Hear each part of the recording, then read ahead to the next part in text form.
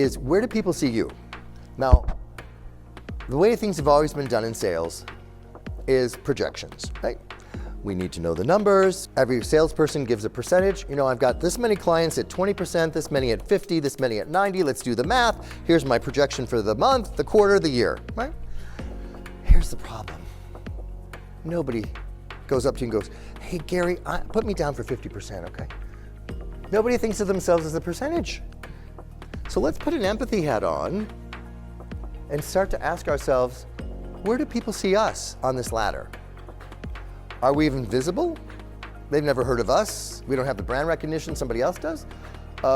It's like in dating. You go to a party and you see somebody you're attracted to, they don't even know you're in the room. You might as well be invisible. So as WEG continues to grow, there's probably going to be some clients that may not know who you are yet. You're invisible. Okay, that's where we're starting. Then you move up to insignificant. Actually, in the dating world, I don't know what's worse, invisible or insignificant. But let's say you are talking to somebody and they're like, yeah, we don't need that. What you're selling is insignificant to us. We're fine where we are, right? And then you move up to the interesting rung. Maybe you say something funny or clever at the party and someone's like, oh, I'm interested to talk to you. I'm not going out with you yet, but I'm interested. This, in the business world, is what happens when you get ghosted. Oh, I'm interested, send me something, and then you don't hear anything else. I call this being stuck at the friend zone at work. How many of you have been there? I've been there many, many times, right? Oh yeah, they said they were interested. I actually put it down in my projections and zip, I'm stuck at the friend zone at work. So how do we get out of the friend zone at work?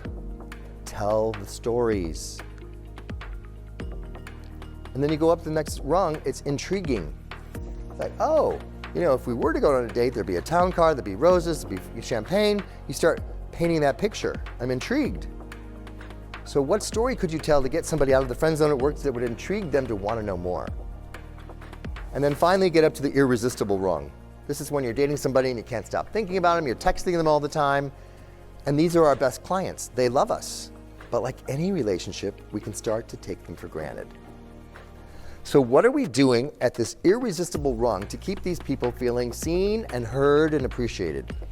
Do we know when their work anniversary is, not just their marriage anniversary?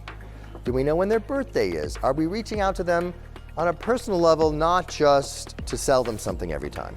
Are we congratulating them when they hit a milestone? Are we tracking that? And so one of the activities to do now is this becomes your additional roadmap. And you write down 2 or 3 clients on each rung of the ladder.